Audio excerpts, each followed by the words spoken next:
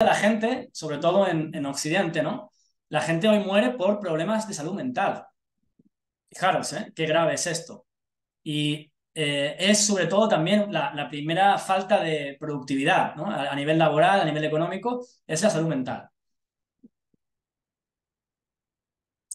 Entonces tenemos que entender que al final, cuando nuestro cliente, un paciente, por llamarlo así, viene a nuestra consulta, ¿no? Con un problema y te viene con un problema, por ejemplo, una adicción a las drogas o un problema de ansiedad, eso es la punta del iceberg, del iceberg, ¿no? Detrás de eso, detrás de ese síntoma, de ese problema, tenemos algo, una causa, ¿sí? Que nosotros en psicología, ¿no? Pues muchas veces decimos que es inconsciente porque la persona no es consciente de el origen, ¿no? De la causa de ese malestar que tiene. Esa tensión, esa depresión, esa compulsión, ¿no? Por ejemplo, por las redes sociales, que ahora está muy de moda, las drogas, etcétera, ¿no? Hay un origen, ¿ok? Y ese origen siempre está en la infancia, siempre es un evento de tipo traumático, ¿ok?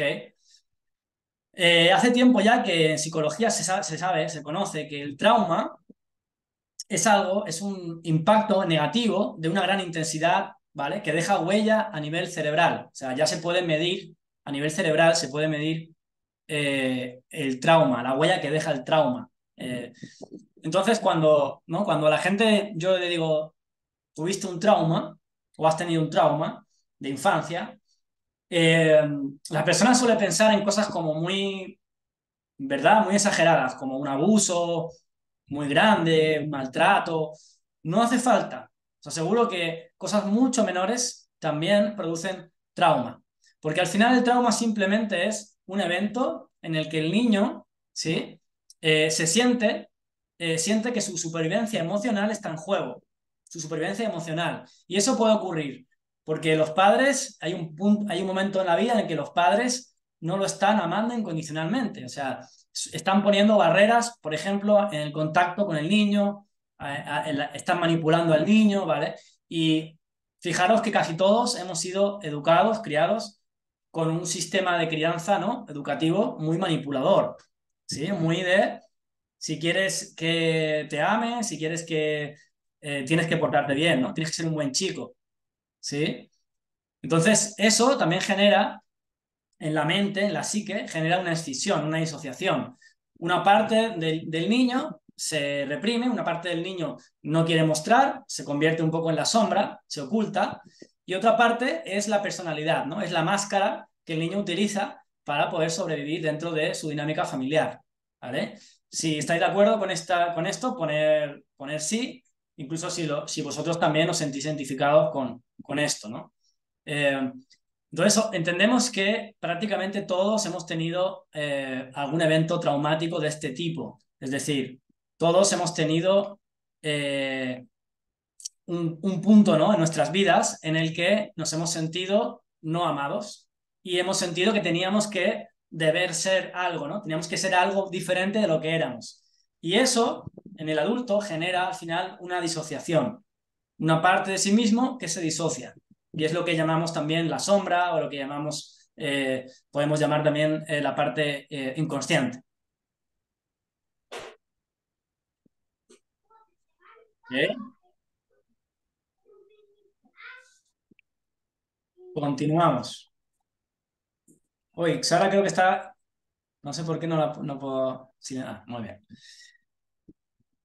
¿Qué ocurre a nivel cerebral? Fijaros que las neurociencias están tan avanzadas que ya se puede escanear todo esto en la mente, en el cerebro. Se puede escanear hasta lo que ocurre cuando una persona, por ejemplo, tiene una psicopatología, está una persona deprimida o una persona que está viviendo con estrés postraumático.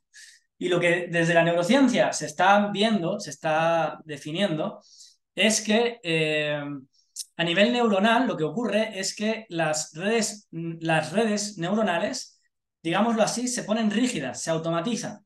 ¿Ok? Hay una serie de redes neuronales que se ponen rígidas. Cuando hablamos de que se ponen rígidas, es que siempre se utilizan las mismas redes. Fijaros que el cerebro, las redes neuronales tienen la capacidad de conectar, de hacer millones de conexiones. Entonces, se tiende a ver con escáneres el mismo tipo de red neuronal, ¿vale? Y esto además activa a nivel hipotálamo, ¿no? A nivel del cerebro más antiguo, una respuesta que se llama de lucha o huida, lo habéis escuchado, ¿no? La respuesta de estrés. Se genera un cortisol, se genera lucha o huida. Entonces, ¿qué ocurre cuando la persona vive una situación que asocia, que es parecida de alguna manera a la situación original, traumática? Se activa esta respuesta de lucha o huida. Antes pensábamos que esto solamente ocurría en casos graves, ¿no? En casos en el que la persona, por ejemplo, ha vivido realmente una violación, pues una guerra, ¿no? Algo muy intenso. Pero hoy en día sabemos que esto mismo funciona, por ejemplo, cuando te toca hablar en público, ¿sí? Cuando toca hablar en público y de repente te sientes, ¿no? El corazón se te empieza a subir las pulsaciones, te empieza a poner nervioso. ¿Por qué? Porque asocias la situación con un evento traumático. A lo mejor en el colegio fue algo que eso te marcó, ¿sí? La manera de hablar en público o cualquier tema, claro. También tiene que ver, por ejemplo, con el miedo al rechazo, ¿sí? Si uno tiene miedo al rechazo, lo que ocurre es que se activa cuando hay una posibilidad de rechazo, el cerebro identifica, ¿no? Que me pueden rechazar, sobre todo me puede rechazar mucha gente, y ¡pum! Se activa esta respuesta de estrés. Se llama respuesta de lucha o huida, ¿sí? Nos ponemos nerviosos, exacto, pánico escénico, nos sudan las manos, empezamos a sudar, ¿verdad? El sistema límbico, que es el que guarda las memorias emocionales, manda una señal al cerebro para que empiece a responder en modo lucha o huida. Y además también se producen distorsiones cognitivas, es decir, que incluso vemos o interpretamos la realidad de otra manera. Entonces, a lo mejor las personas no se están riendo de nosotros y nosotros percibimos que se están riendo de nosotros. Hasta ese punto llega, ¿no? Al final, porque el cerebro distorsiona. Sabéis que el cerebro distorsiona la realidad en base a lo que le dice el sistema límbico, que es la parte del cerebro más antigua. ¿Okay? Nos creemos muy inteligentes, pero en realidad las emociones nos gobiernan.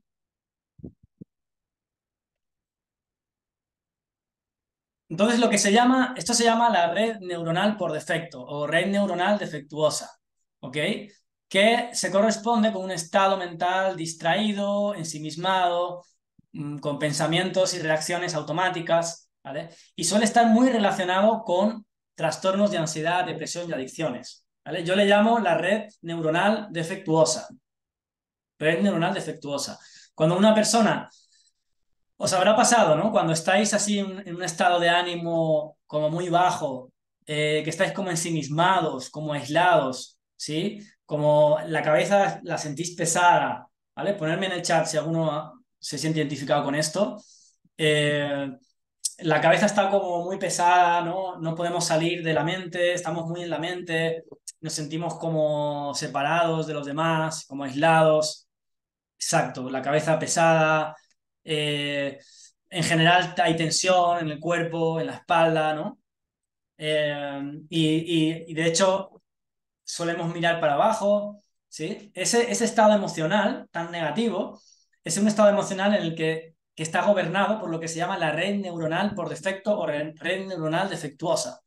Fijaros, me encantan las neurociencias porque ya están descubriendo algo que ya sabíamos, pero no lo habíamos mapeado en el cerebro, no sabíamos que eso se podía leer en el cerebro, ¿vale? La verdad es que las técnicas de neurociencias actuales permiten leer, mapear en el cerebro diferentes estados emocionales. Entonces, la clave número uno que os doy desde ya, ¿no? Clave uno desvelada. Si puedes conocer y procesar la herida del niño, ¿vale? La herida, lo que hemos hablado, ese trauma del niño, vas a poder eliminar las secuelas, vas a poder eliminar los síntomas que luego de adulto generan, sobre todo, generan ansiedad, generan estrés, generan depresión, ¿ok? Tenemos que irnos a ese trauma no procesado y tenemos que volver a procesarlo, ¿ok? Y aquí es donde nos van a ayudar muchísimo, las microdosis y los psicodélicos, ¿vale? A procesar esta experiencia traumática que nos disoció cuando éramos niños. ¿Ok? ¿Se entiende? ¿Vale? Si hay algo que no se entienda, me lo ponéis en el chat, ¿vale? Y yo lo repito. Que también doy por sentado que hay ciertas cosas que las conocéis, ¿vale? Pero si queréis que repita algún concepto o algo que no ha quedado muy claro, ponedmelo en el chat, ¿vale? Escribirlo en el chat. También es una manera de estar atentos. Fijaros, porque si no escribís en el chat, os vais a distraer, os vais a entrar en la red neuronal por defecto. A ver, por aquí. Ah, y por aquí dicen que veo mal la presentación. Ah, vamos a ver, esto ya es una cosa de... Ah, ¿sí? ¿Todos os pasa? ¿Veis? ¿No se ve bien la presentación? A ver. Vale, de momento no, solo le pasa de alto. Vale, vale, me ha asustado, ¿eh? Me ha asustado.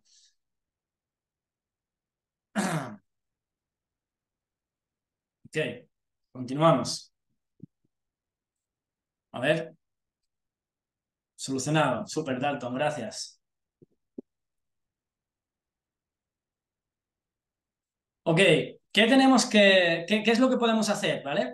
Os adelanto ya. ¿Qué podemos hacer para que la persona salga, nuestro cliente, nuestro cliente salga de la red neuronal defectuosa, esta red neuronal por defecto, que, porque fijaros que la red neuronal por defecto, yo lo considero que es como una especie de parásito mental, ¿vale? Que nos llega a secuestrar, sí, porque hace que hace que veamos la realidad, o sea, distorsiona la realidad, hace que veamos la realidad de otra manera, diferente. Nos cambia todo, no solamente es el estado de ánimo, nos cambia nuestro pensamiento, ¿sí? Es como, ¿no? Como una energía chunga, ¿no? En un lenguaje así más sencillo, diríamos es una energía chunga, ¿verdad? Fijaros que las tradiciones espirituales antiguas, los pueblos originarios, hablaban hablaban de parásitos, hablaban de incluso de posesiones de demoníacas, para explicar, fijaros en la Biblia, no sé si habéis leído la Biblia, pero a mí me gusta mucho, Jesús, ¿no? Una de las cosas que hace Jesús en la Biblia es sacar demonios. Y en realidad cuando tú lees en el Evangelio la descripción de lo que es, Jesús lo que hacía era liberar a la gente de problemas, trastornos mentales. Básicamente era eso lo que hacía, ¿no? Pero en ese momento no se hablaba de trastornos mentales, se hablaban de demonios, ¿ok?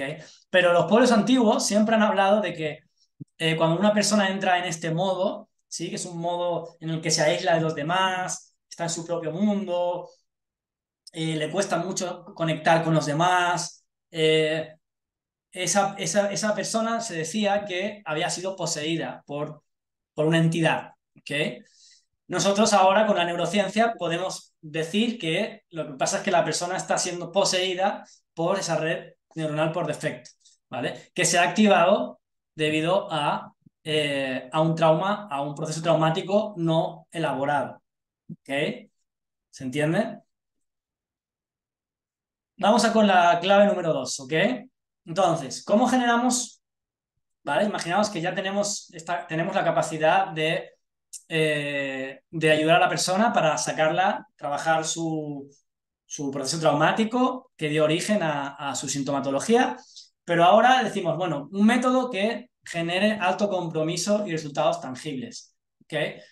Otro de los problemas que tienen muchos métodos de terapia es que cuesta que tengan resultados, ¿sí? Entonces la persona está mucho tiempo, imaginaos el psicoanálisis, ¿no? En el psicoanálisis, un paciente puede estar a lo mejor 5 años para avanzar un poquito, 5 años. ¿Eh? Fijaros, no sé si conocéis a Grof, Stanislav Grof, ¿vale? Si conocéis quién es, me ponéis en el chat que sabéis quién es, Stanislav Grof.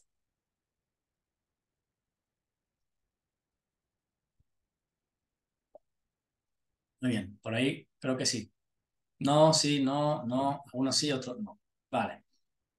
Pues Stanislav Grof es uno de los primeros psiquiatras, eh, médicos, ¿no? Que empezó a trabajar con psicodélicos para aplicarlo en la salud mental, concretamente con el LSD. Y Stanislav Grof era psicoanalista, se había formado en la escuela, ¿verdad? En la escuela de psicoanálisis. Grof. Lo escribo aquí en el chat.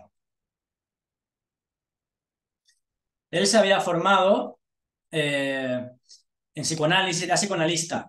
Pues imaginaros, cuando probó el LSD, por primera vez dijo que con una dosis de LSD había avanzado lo mismo que con 5 años de psicoanálisis. 5 años. ¿Eh?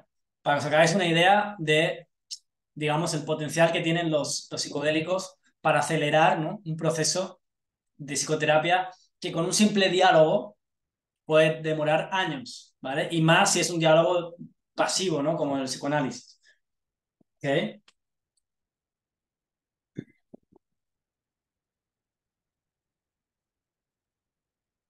Camila dice, me pasó igual. A mí también. Yo realmente, mi primera sesión con ayahuasca fue como decir, vale, ahora entiendo todo lo que supuestamente, ¿no?, me habían explicado en la universidad y mucho más, ¿no? Claro, es así, ¿no? Uy, perdón.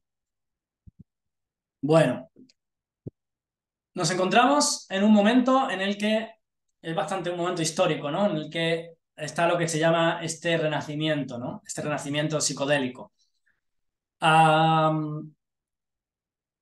Fijaros que hay varios modelos, se están proponiendo varios modelos de psicoterapia para acompañar a lo que es la terapia asistida con psicodélicos.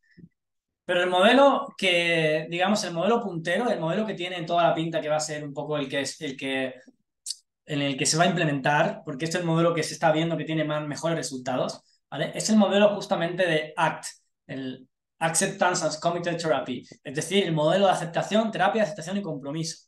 ¿Sí? Aquí os he puesto algunas imágenes ¿no?, de diferentes webs que están hablando de esto, ¿no? Aquí el estándar de oro para la psicoterapia asistida, ¿no? Y aquí dice explorando el uso de el modelo ACT. El modelo ACT es un modelo que se está utilizando en varias universidades, en el Imperial College, por ejemplo, en Londres, también en la Universidad de Maastricht, en Holanda, como método de acompañamiento a los psicodélicos. ¿Okay?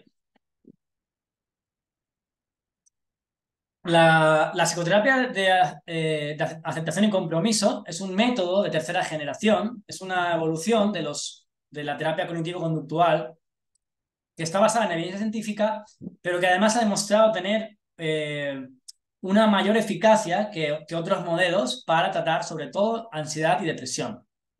¿Vale?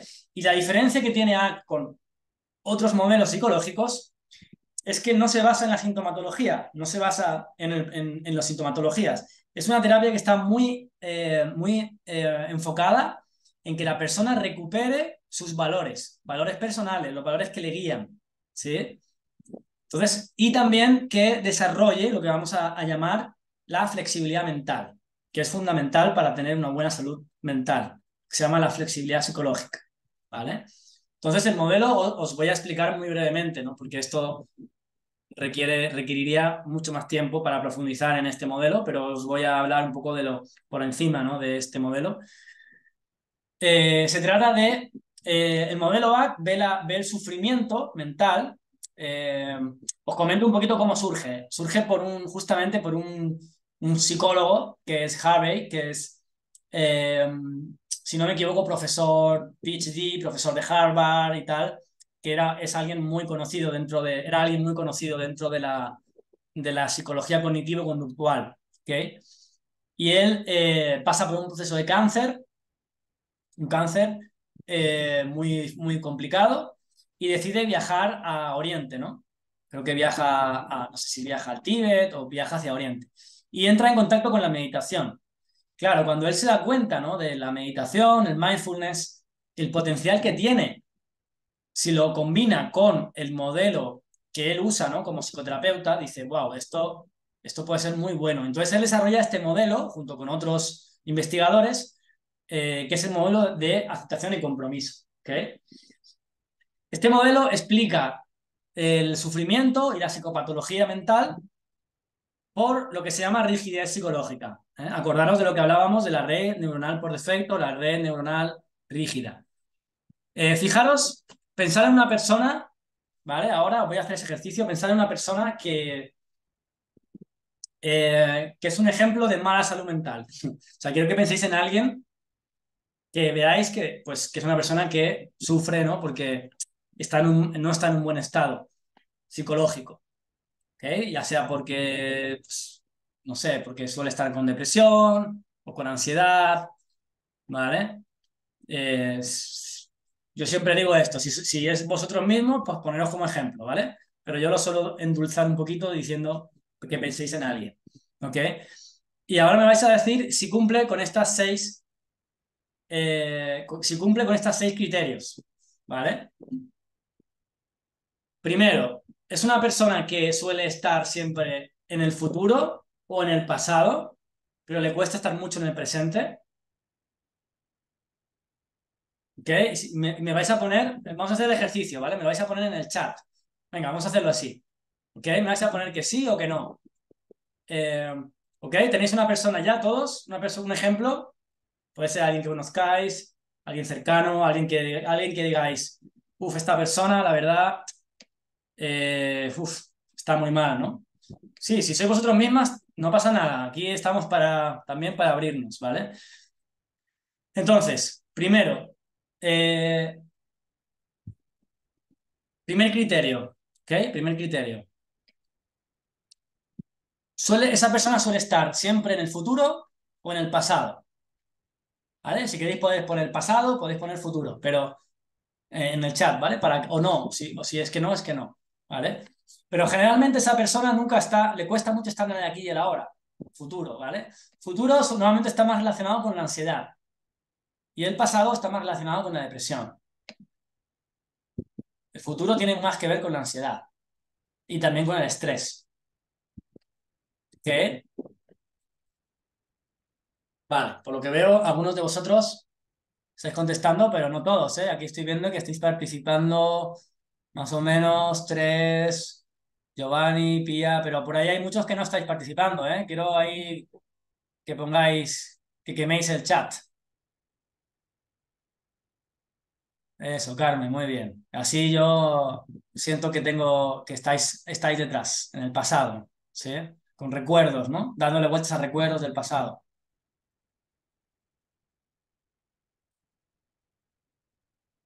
En el futuro. Yo, por ejemplo, claro, mucho en el futuro. Yo también soy una persona nerviosa, ya me veis que me muevo mucho. Entonces, como soy nervioso, mi mente siempre se va al futuro. Entonces, yo tiendo más hacia la ansiedad y hacia el estrés, más que hacia la depresión. ¿Ok? Bueno, en el número uno, ok,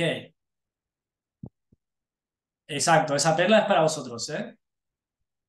Cuidado porque tampoco, a veces es un poco más complejo, ¿no? A veces la persona es una mezcla. De hecho, hay sintomatologías que se llaman ansioso-depresivas, en las que se combina una mezcla de ansiedad y depresión. Que no es tan claro, pero bueno, para el ejercicio que estamos haciendo creo que sirve esa diferenciación, ¿ok? Vale, número dos. Vamos a ver el número dos, chicos, chicas. Número dos, ausencia de valores claros. Es decir, una persona que normalmente se deja mucho llevar por la familia, se deja llevar por los demás, se deja llevar por el que pensarán de mí, o se deja influir por su entorno. Es decir, no tiene valores fuertes, claros. ¿Vale? Lo mismo, ponerme sí, no, ¿vale? En el 2. El 2 es la ausencia de valores claros y fuertes. Claridad. ¿Ves? Suele estar también relacionado con falta de claridad en qué es lo que quiero, cuáles son mis valores. ¿Sí?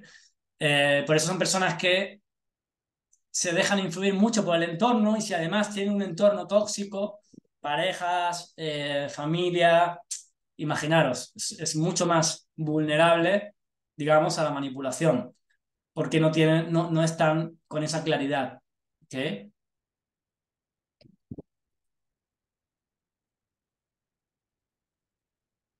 Ok, ¿vale? Ausencia de valores claros. El tercer factor es evitación, lo que se llama falta de acción o impulsividad. Es decir, suelen ser personas también que se dejan bastante impulsivas, que no controlan, les cuesta bastante controlar sus reacciones, ¿vale? O sea, también pueden ser reactivas y tienden a paralizarse,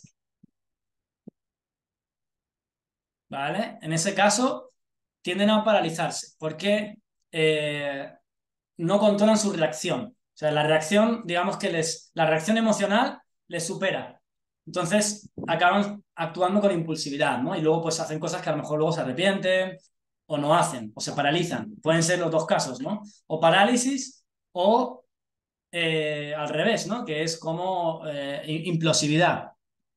Pero digamos que hay falta de dominio en cuanto a la reacción emocional.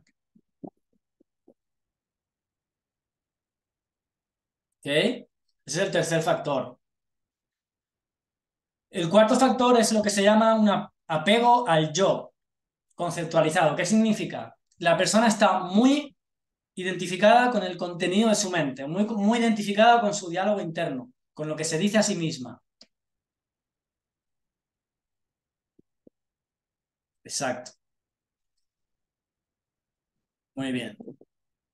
¿Vale? Decidme también este tema, el apego al yo conceptualizado, ¿vale? Si lo entendéis, significa que uno, digamos que se habla a sí mismo, pero no es consciente de lo que o sea, reacciona al propio diálogo, está como muy pegado a, al contenido de su mente, ¿vale? Aquí, pues no, claro, suele ser autodiálogo negativo, normalmente. Si fuera positivo, genial, pero normalmente es un diálogo negativo, es un diálogo que nos hunde, ¿no? Nos hace sentir mal, nos daña la autoestima, ¿ok? Por ejemplo, una de las cosas que se trabajan con ACT es la mindfulness, ¿no? Consiste eh, en observar nuestros pensamientos sin identificarnos, ¿sí? Como si fueran nubes en el cielo. Sabemos que tenemos pensamientos, pero que van a pasar. Entonces no reaccionamos, porque fijaros, cuanto más reaccionamos a un pensamiento, el pensamiento le damos más fuerza. ¿Vale? Y lo que hace mucha gente es tratar de eliminar pensamientos negativos. Y eso no funciona. Cuando tú quieres eliminar un pensamiento, al contrario, lo que haces es que lo estás haciendo crecer. ¿Ok? Por eso en el budismo se habla de la ecuanimidad. Muy bien. Diálogo interno. ¿Vale? La fusión cognitiva es muy parecido a esto. Cuando hablamos de fusión cognitiva, la diferencia es que el yo tiene que ver con la identidad, ¿vale? Con el yo soy esto, yo soy lo otro, sí, con una identidad muy definida, ¿ok? La fusión cognitiva tiene que ver en general con lo que es el pensamiento. Por eso que he explicado los dos seguidos, ¿vale? Cuando estaba explicando el yo, también he explicado el siguiente, pero son conceptos muy parecidos, ¿ok? Y por último, y esto suele ser muy generalizado, lo que se llama la evitación de experiencias. Es decir, suelen ser personas que tienden a evitar experiencias que consideran que van a ser dolorosas. ¿Sí? Entonces lo que se produce es una evasión. Y evadirse de un problema, de tener que confrontar algo, de tener que enfrentar algo. Cuando uno se evade, ¿qué está haciendo? Se acostumbra cada vez más, ¿sí?, a perder como ese radio de acción. ¿Sí? En un caso grave, por ejemplo, sería alguien que al final deja de salir de casa porque no se atreve a salir a la calle. ¿Vale? Evasión. Por ejemplo, normalmente las personas que se vuelven, en parte, ¿no? Que se vuelven adictas consumiendo drogas o comprando, con compras compulsivas, redes sociales, no sé, son formas de evasión. eh, Entran en un bucle, una espiral negativa. Porque cuando tú quieres evadir algo, cada vez sientes como un vacío más grande, ¿sí? Porque dentro, en tu conciencia sabe que tienes un problema, pero como no lo estás enfrentando, ese problema cada vez se hace más grande. Si tú lo hubieras enfrentado desde el principio, verías que eso se hace más pequeño. Pero como lo estás evadiendo, ¿sí? El problema se hace cada vez más grande, más grande, más grande, y te acaba como comiendo terreno en la vida. ¿Ok? Entonces, la solución es desarrollar estos 6 factores que se llaman los 6 factores de flexibilidad mental. Y esto es básicamente lo que nosotros hacemos en el acompañamiento psicoterapéutico. O sea, lo que hacemos es desarrollar estos 6 factores. ¿Ok?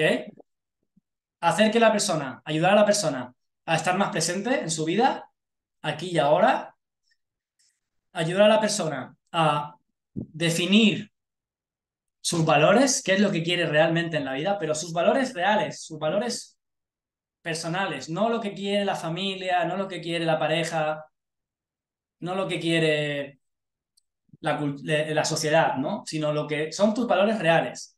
Ayudar a definir con claridad cuáles son los valores. Al final los valores son como el norte, es lo que nos guía en la vida, es lo que hace que tengamos un propósito y no vayamos, ¿sí? Como una hoja en el viento dando bandadas.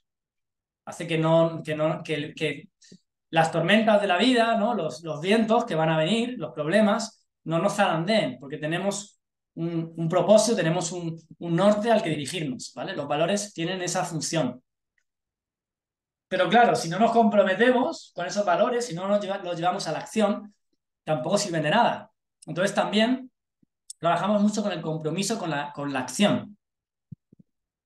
Hacer un seguimiento de que efectivamente la persona está tomando decisiones, está implicándose en su cambio. ¿Vale? Porque si no nos comprometemos, sin compromiso no hay cambio. Esto es importantísimo. Sin compromiso no hay cambio de ningún tipo. ¿Ok? También trabajamos con la identidad para que la identidad sea más flexible, para que la persona no se juzgue a sí misma todo el rato, ¿no? Y entienda que yo en un contexto puedo sentir una cosa y en otro contexto puedo sentir otra. Y no hay nada de malo, ¿sí? En ello. Trabajamos también con la difusión o la desidentificación de la mente para que la persona aprenda que su diálogo interno es algo que ni controla, pero es algo que ni siquiera tiene que prestarle tanta atención, ¿sí? Es como una radio, simplemente que está ahí, a veces suena de fondo, pero no tenemos por qué reaccionar frente a ella, como si fuera la verdad universal. También ayudamos a cuestionar, ¿vale? A cuestionar ese diálogo interno que la persona está teniendo. ¿Ok? Uy, se me ha ido un poquito. Ahí. ¿Ok?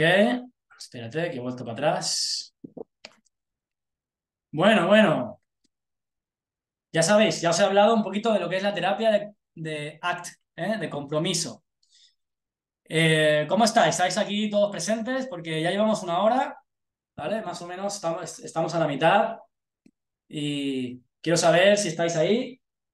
¿Ok? Si queréis, entramos en la parte final. Estamos ya... Sí, sí, muy bien. Genial. Está haciendo interesante, os está aportando algo de valor esto, porque mi idea es esa, ¿no? Que os aporte valor la clase.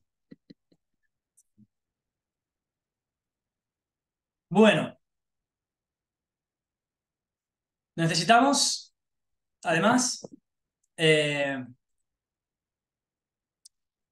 necesitamos diferenciarnos. O sea, aparte de tener una herramienta, un método, necesitamos diferenciarnos. ¿Vale? ¿Y cuál es la mejor para mí, eh? ¿Cuál es la mejor diferenciación ahora mismo? Pues una terapia que va a ser la terapia del futuro. O sea, no me cabe duda de que esta terapia es la terapia que cada vez más va a estar más presente en el mundo. Ya está empezando a usarse en varios países, ¿vale? Porque las leyes están cambiando. Fijaros que estamos viviendo un auténtico renacimiento, ¿no? Una revolución del el paradigma de lo psicodélico.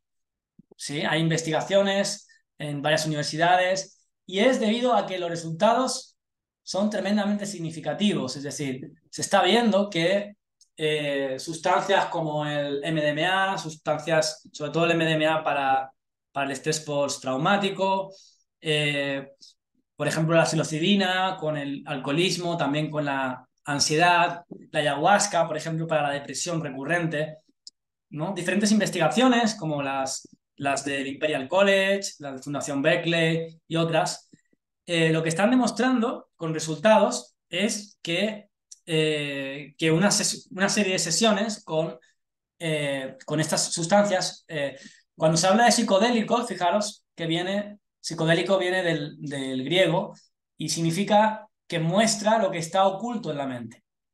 ¿Vale? La palabra psicodélico significa que muestra lo que está oculto en la mente. Entonces, son terapias que permiten avanzar porque la persona se da cuenta de cosas que es que no se había dado cuenta, ni hablando con un psicólogo ni con un profesional.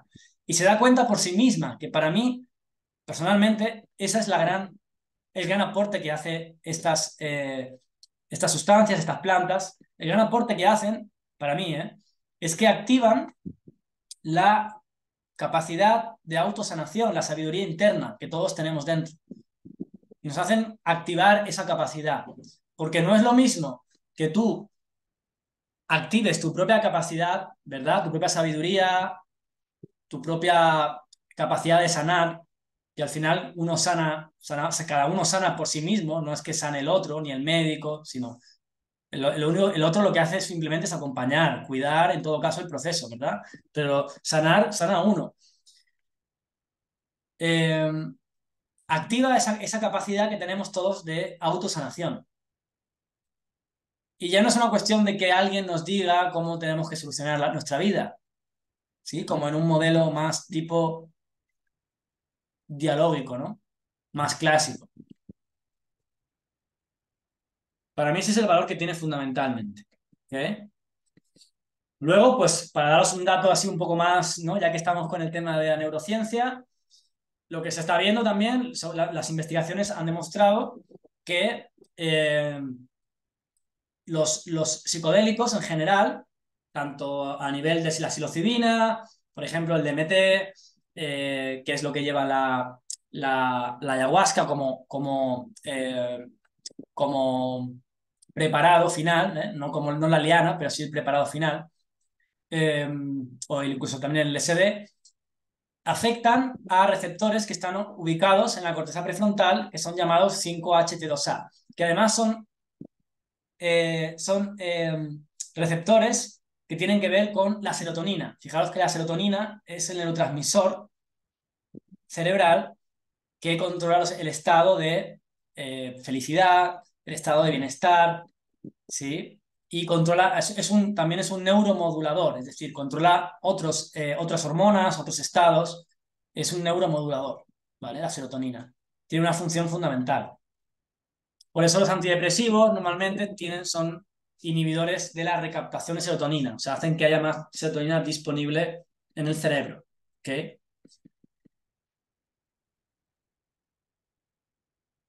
Además, lo que se ha visto es que al estimular estos receptores se libera algo que se llama el factor neurotrófico derivado del cerebro. No sé si lo habéis escuchado, pero este factor neurotrófico hace que nazcan, estimula que nazcan más conexiones a nivel neuronal, ¿sí? O sea, que al final lo que hace es que genera neuroplasticidad. Se ha visto, por ejemplo, en investigaciones con ratas en laboratorio, con ayahuasca, se ha visto que generan neuroplasticidad. Y esto también tiene una aplicación que es muy, muy prometedora también para, por ejemplo, para enfermedades neurodegenerativas como el Alzheimer, eh, como Parkinson, ¿sí? Porque se está viendo que la ayahuasca, concretamente las betacarbolinas, tiene la capacidad de regenerar el tejido neuronal. ¿Ok? Y además, además que esto para mí es lo más importante, inhiben la red neuronal por defecto. ¿Os acordáis? ¿Os acordáis de la red neuronal por defecto que os lo estaba explicando desde el principio? Que era la red que se activaba cuando estábamos en modo aislamiento, modo depresivo, ¿verdad? Que era esa red defectuosa. Pues se ha visto, en las investigaciones han demostrado que los psicodélicos inhiben esta red. Por eso, uno de los efectos cuando uno toma, digamos, estas sustancias, siempre, cuidado, siempre de una manera terapéutica. Yo aquí voy a hablar de una manera siempre terapéutica, con un objetivo terapéutica. Porque cuando es algo recreacional, nos salimos un poco de lo terapéutico, cuidado, porque ahí afectan otras variables. ¿Ok?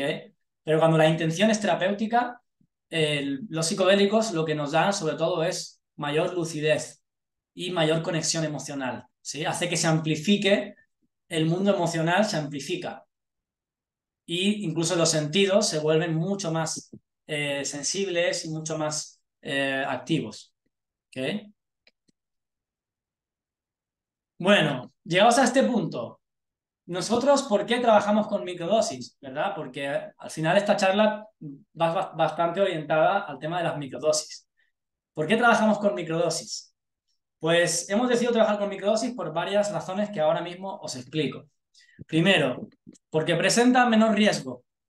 ¿Sí? Las microdosis presentan menor riesgo, es decir, hay perfiles de personas, es decir, los psicodélicos no son para todo el mundo. Y el que piense que son para todo el mundo, creo que ahí está confundido. Hay perfiles que yo no recomendaría, por ejemplo, en principio. ¿Sí? ¿Por qué? Porque hay perfiles, por ejemplo, que tienen antecedentes psicóticos, es decir, con crisis psicóticas. Hay personas que, por lo que sea, tienen diríamos que tienen una mayor vulnerabilidad a lo que se llama la disociación psíquica, ¿sí? Que es que una parte de su propia psique se pierda, digamos, el control, se diferencie, ¿vale? Normalmente es cuando hay un trauma severo, ¿vale? ¿Os acordáis al principio que hablaba del trauma, todo esto de cómo nos disociamos? ¿Os acordáis?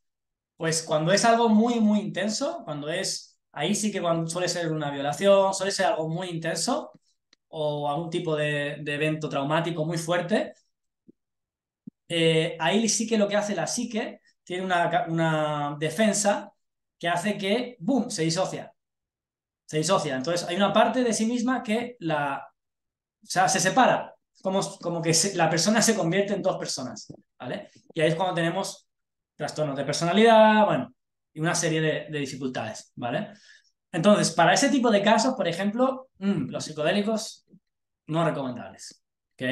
Las personas más vulnerables a este tipo de cosas y sobre todo macrodosis. Las macrodosis tienen un punto de riesgo, ¿vale? Si vosotros habéis probado una vez macrodosis, ¿vale? Cuando decimos macrodosis, por si alguno no entiende el término, es una dosis alta de esta planta o esta sustancia. Y micro es una dosis baja. Una dosis tan baja que se considera que es una dosis subperceptual, que no, cuando hablamos de microdosis es una dosis que no te llega a alterar demasiado, pero sí que tiene un efecto, ¿eh? Cuidado, que no es como tomarse unas flores de Bach o homeopatía, ¿no? Tiene un efecto, tú lo notas. Cuando tú tomas, por ejemplo, la trufa, a microdosis de trufas, tú lo que sientes es mayor conexión emocional, mayor sensibilidad, más energía, muchas veces da más energía, eh, tienes más creatividad también, la mente te funciona como más creativa, o sea que tiene un efecto, ¿ok? Pero no tienes un viaje, no tienes alucinaciones, ni tienes, ¿ok? Como sí que ocurre con macrodosis, ¿vale? ¿Ha quedado claro la diferencia entre los dos? ¿Vale? Si alguno tiene alguna aportación en esto, también lo puede escribir en el chat, algún aporte, ¿ok? Otro motivo por el que utilizamos las microdosis básico es porque nos ayudan a integrarse en la rutina diaria, ¿vale? Las microdosis se toman principalmente, se toman a diario, por ejemplo, al despertar, en la mañana o a veces también en la noche, ¿ok? Pero se integran dentro de la rutina diaria de la persona. En cambio, las macrodosis suelen hacerse en contextos, ¿no?, de retiros, fin de semana. Entonces, ¿qué pasa? Que también se da un problema que yo he visto, mucha gente que está tomando plantas hoy en día, en fin de semana, ¿no? Pues lo típico, se van a hacer una experiencia con ayahuasca o se van a hacer no sé qué, o lo que sea, no logran integrar eso en su día a día. Entonces es como que el fin de semana, ¿no?, viven una experiencia high muy, muy especial, pero luego vuelven a su rutina y está todo igual, ¿ok? Entonces tratamos de integrar las microdosis al día a día, a lo cotidiano, ¿ok?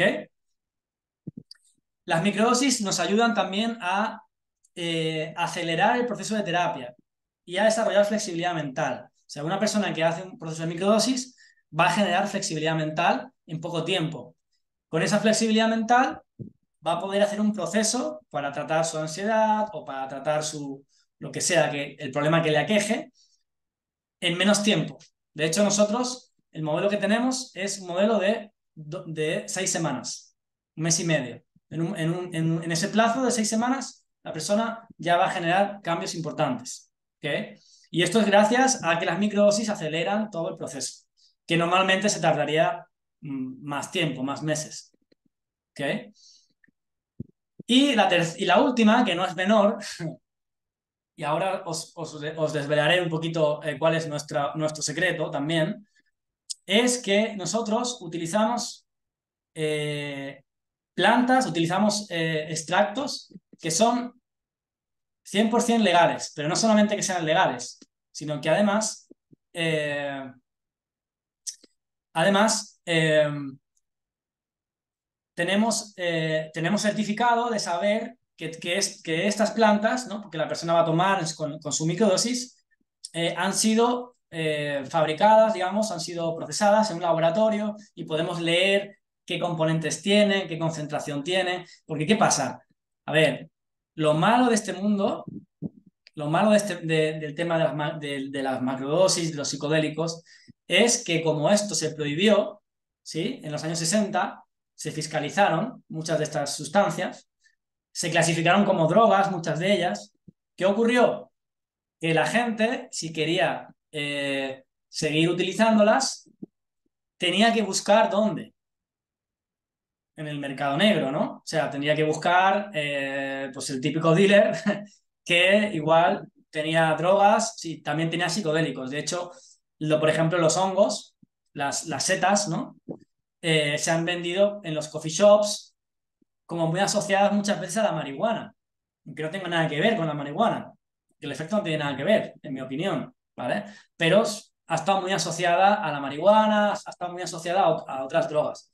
¿Por qué? Porque al no ser legales, solo se podían conseguir ahí. Entonces, ¿cuál es el problema? Que si tú consigues una sustancia y no sabes de dónde viene y no tienes manera de saber, eh, no tienes manera de saber qué concentración lleva, por ejemplo, de psilocibina o qué concentración tiene eh, de DMT en caso de la ayahuasca, bueno, betacarbolinas, lo que sea, si no sabes la concentración, pues un día puedes tener un susto, porque un día te pueden dar algo, ¿no? Te pueden vender algo que sea peligroso para ti, ¿ok? Entonces, nosotros os quiero presentar, bueno, antes de eso, simplemente una investigación que hicimos junto con el instituto, 278 usuarios que han hecho microdosis y han reportado estos resultados.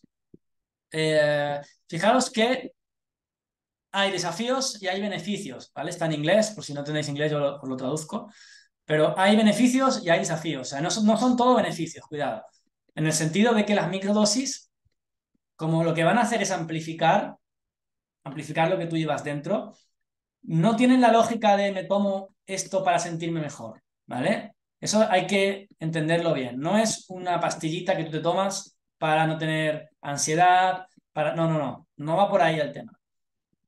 Es algo que tú te lo vas a tomar, te va a ayudar, ¿de qué manera? Te va a amplificar primero, vas a tener mucha más conexión emocional. Si eres una persona que te cuesta conectarte emocionalmente con los demás, contigo mismo, esto te va a ayudar. Pero ¿qué pasa? Si tú tienes que llorar y llevas mucho tiempo limitando, por ejemplo, el llorar, pues vas a llorar.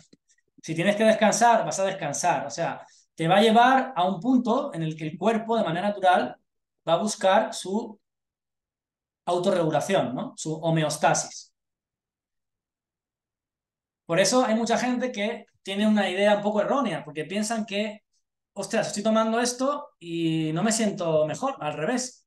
Me siento, no sé, me siento mal, o me siento con más ansiedad, o me siento, ¿se entiende? Porque no es la lógica de eliminar el síntoma, es la lógica de amplificar para sanar desde ahí.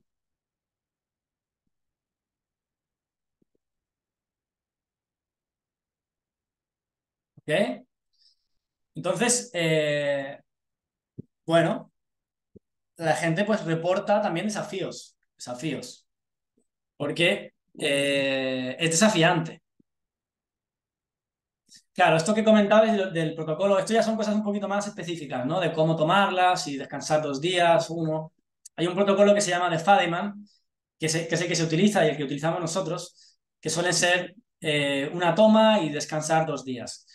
Se hace así porque en su momento Fadiman pensó que se podía generar tolerancia, entonces necesitarías más dosis para sentir el mismo efecto. Con lo cual, lo que no queremos es generar tolerancia. Y luego también lo de las 6 semanas es porque es el tiempo, 6 semanas es el tiempo que las redes neuronales pueden generar cambios duraderos. ¿Okay? Entonces, cuando se termina un proceso de 6 semanas, se recomienda dejar de consumir microdosis por meses, porque tampoco queremos, obviamente no queremos hacer a la persona ahora dependiente a otra cosa. ¿Sí? La microdosis simplemente es un vehículo que nos va a ayudar a desarrollar cambios, pero no es algo que tengamos que estar tomando como si fuera, ¿vale? Olvidaros de la lógica de la pastillita. Dependerá de los meses. Yo suelo recomendar 3 meses, pero bueno, eso también depende de cada persona, ¿vale? Pero la idea es no utilizarlo como con la lógica de la pastillita, porque si no estamos otra vez atrapados en el afuera, ¿no? En la solución está afuera.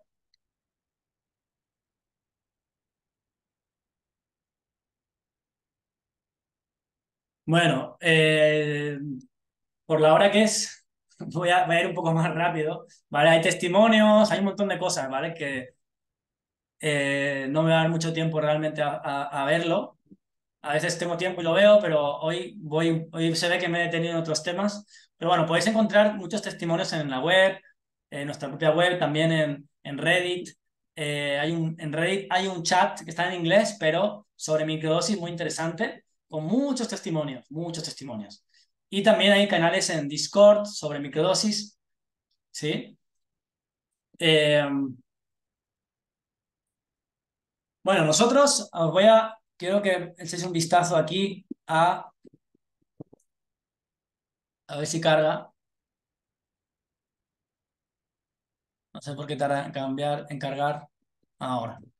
¿Veis la web esta que os estoy mostrando? Sí, ¿no?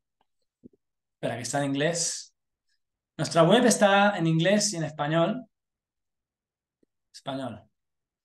Como decía, nosotros el instituto lo tenemos con sede en Holanda, que esa es una de las claves que nos ha permitido poder desarrollar también productos que sean legales, ¿ok? Que los podamos, digamos, comercializar de una manera legal, al tener la sede en Holanda, porque Holanda tiene una legislación diferente. Los holandeses siempre son un poco diferentes al resto. Son más inteligentes, yo creo, para estas cosas por lo menos, ¿no? Entonces, fijaros, aquí tenemos nuestro producto estrella, digamos, que es el capi, ¿no? Nosotros tenemos un extracto de liana de ayahuasca, extracto vegetal de liana de ayahuasca, que se llama Banisteriopsis capi, ¿ok? Y muchos de las microdosis que hacemos, los hacemos con esta planta.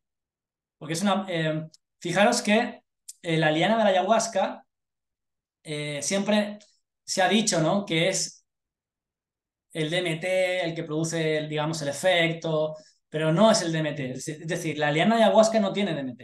La liana de ayahuasca lo que tiene son betacarbolinas que lo que hacen es que inhiben la recaptación del DMT en el cerebro, ¿ok?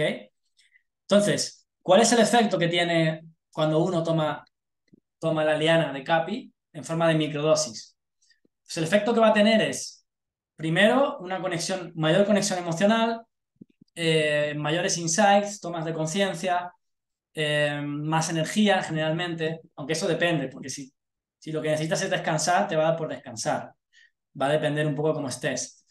Pero lo que no te va a dar, por ejemplo, es las típicas alucinaciones, ¿no? Cuando uno toma ayahuasca en macrodosis. ¿Por qué? Porque la ayahuasca en macrodosis es una mezcla cocinada de chacruna, que es una fuente de DMT, puede ser chacruna, chariponga o incluso la mimosa, junto con la liana, la ayahuasca, que es la que tiene la IMAO, ¿sí? Es la que tiene la enzima que inhibe la recaptación de DMT, ¿sí? Pero el DMT lo producimos nosotros naturalmente en el cerebro, cuando dormimos, ¿vale? El DMT es una sustancia que hace que aparezca, digamos, el mundo onírico en nosotros, ¿sí? Y cuando estamos dormidos, cuando sobre todo tiene mucho que ver con la falta de luz. Cuando no hay luz, ¿sí? Y estamos en un estado de relajación profunda, empezamos a ensoñar. Pues el DMT hace que entremos en ese proceso de sueño, ¿sí? Por eso cuando uno toma ayahuasca, está como una especie de viviendo como un sueño, pero está lúcido, está consciente, ¿no? ¿Se entiende? ¿Qué ocurre? Que el DMT es ilegal, o sea, es ilegal, está fiscalizado internacionalmente. ¿Sí? Es una de las sustancias que salen como dentro de las sustancias fiscalizadas. Pero la ayahuasca no, la liana no tiene ningún componente que esté fiscalizado, ¿vale? Por eso se puede vender, ¿ok? El extracto de capi no, se puede comercializar, de hecho se comercializa en Holanda, ¿ok? Pasa lo mismo con otras sustancias, como por ejemplo las trufas, ¿ok? Pero bueno, yo me he centrado en esta hoy para poner foco, porque si no, nos ponemos a hablar de otras muchas, ¿vale? Pero quedaros con la idea eh, de que se pueden hacer procesos de microdosis con sustancias de forma legal, ¿vale? Porque el gran problema que hemos tenido con este tema es, obviamente, no queremos hacer algo que no sea legal, ¿vale? Nadie se quiere meter en problemas y el primero, yo, ¿ok? Entonces, desde hace ya unos años nosotros preguntamos a abogados, nos asesoramos bien y dijimos, ¿cuál es la forma en la que podemos trabajar con esto de manera legal? Y nos dijeron, pues mira, puedes trabajar con esto, con esto y con estos productos de manera legal. No toques estos, estos y estos productos. ¿Ok?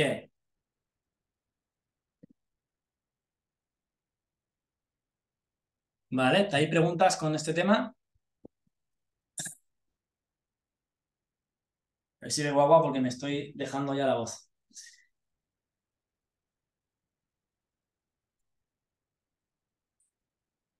Ay, muy bien, continuamos. Entonces tenemos el producto aquí en el instituto, CAPI. Vale. La última clave, ¿vale? La última clave que estamos hablando del tema de la terapia. Bueno, yo desde hace tiempo vi que trabajar solo es un problema.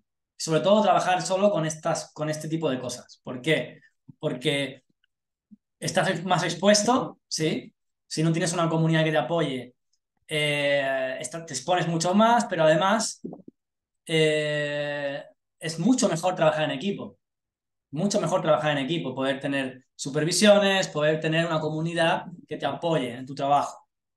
A mí me parece que es algo esencial, ¿vale? No solo para la terapia, yo diría que esto es en todos los sectores. O sea, si tú te puedes unir a una comunidad de apoyo, esto a nivel profesional te va a ayudar muchísimo, porque vas a tener mm, supervisión, vas a tener apoyo, ¿no? Y vas a poder aprender también de tus compañeros y de personas que están a lo mejor tienen más experiencia que tú.